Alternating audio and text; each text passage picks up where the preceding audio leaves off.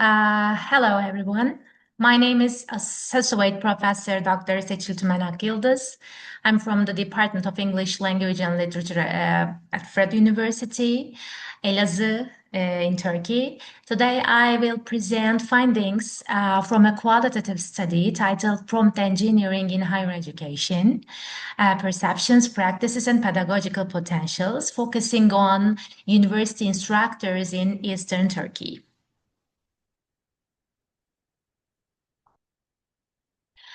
As you all know, artificial intelligence is increasingly embedded in higher education, supporting teaching, assessment, administration, and research. Yet the quality of interaction with large language models, particularly in instructional and scholarly work, depends heavily on how we formulate inputs. In other words, prompt engineering is emerging as a practical academic skill. Despite the exhilarating uptake of AI tools, we still have limited empirical evidence on how instructors in Turkey and especially in Eastern Anatolia actually understand and apply prompt engineering in real contexts. This study addressed that gap by documenting perceptions, practices, challenges, and institutional needs. So the aim was to explore both perceptions and uses of prompt engineering among instructors in the faculties of education and social sciences across 5 state universities in Eastern Turkey. And I asked 3 questions. Let me then talk about the research questions. The first one is, how do instructors perceive prompt engineering in the context of higher education?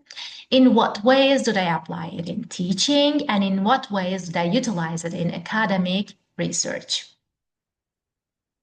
The study is situated within an interpretist and constructivist paradigm, attending to how meaning is co-constructed in local contexts.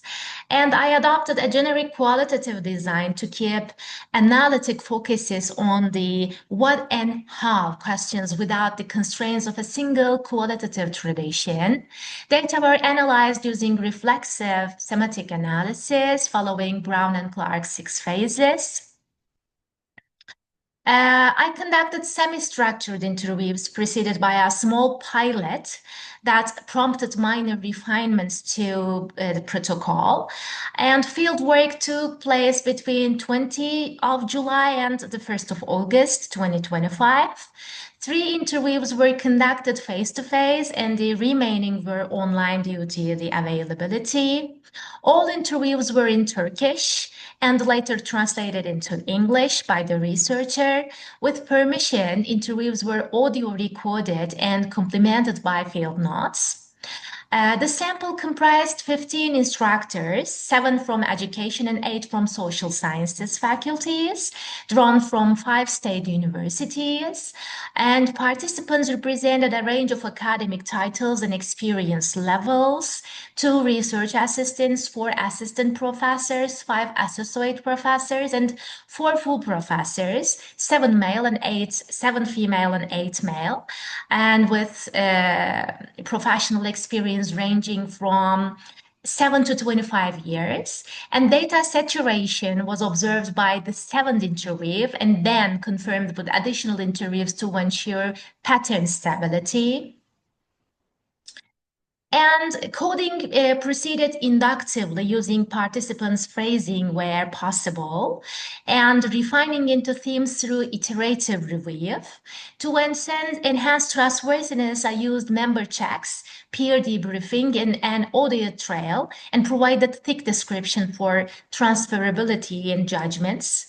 And translation integrity was supported by back translation of key excerpts and reviewed by a colleague experienced in ELT and qualitative research. The researchers here, insider position and EFL academic in the same higher education context, was acknowledged and reflexively managed through analytic memos and dialogue with a colleague who holds a more neutral stance toward AI in education. So let me talk about my findings then. The first finding of the first research question, the perceptions of prompt engineering. Here we have four themes characterized how instructors conceptualized prompt engineering.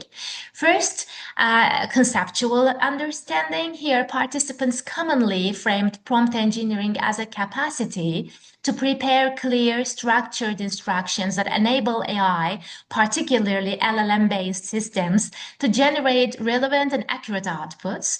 Early career academics here tended to give more operational definitions and often grounded in trial and error practice, whereas senior professors' definitions were more general and less technical. Second, perceived educational potential.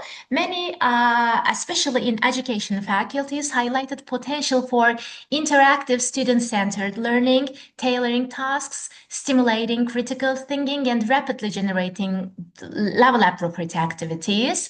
Third, challenges and limitations. A dominant concern was the absence of formal training. Most described learning by experimentation, which they found time-consuming and occasionally frustrating. Fourth, the personal interest and motivation. Interest varied by career stage. Early career academics here expressed stronger motivation to improve their prompting skills, linking it to future productivity. Senior staff generally acknowledged the importance but reported limited time for confidence to engage deeply. Overall, a clear career stage here gradient is visible. Earlier career academics typically demonstrate more concrete, practical understanding and a greater willingness to iterate. Senior academics, on the other hand, are more cautious and less technical engaged. Here in teaching practices part, three themes illustrate how prompt engineering is used pedagogically. First, designing course content and materials. Here, instructors, especially younger ones, use prompt to prepare lesson plans, activity sheets, debate topics, and level-appropriate reading materials. And AI support was valued for speed and adaptability, although many still revised outputs before classroom use. Second, supporting assessment and feedback. Here, participants reported using prompts to generate multiple choice and open-ended questions, create answer keys, and produce model responses for calibration prior to grading. And the utility of outputs here strongly depended on the specificity of the prompt, particularly specifying level, higher order thinking, and constraints. Third, enhancing student engagement skills. Some instructors here integrated prompt writing into classroom activities. Students compared outcomes across different prompts, iteratively defining structure, constraints, and context, which visibly improved result quality while strengthening questioning and critical thinking skills. And here in the third research question, three teams described research-related uses. First, research support. Here, participants use prompting for idea generation, quick literature summaries, and instrument drafting. Depth of use varies. Detailed, constrained, rich prompts were reported to improve relevance, like asking for a 150-word summary focused on methodology and findings. Second, ethics and academic integrity. Here, professors expressed pronounced caution about, I think, reputational risk, authorship boundaries, and perception of over-reliance on AI. And these concerns often limited adoption to exploratory tasks. And third, training and skill development across ranks.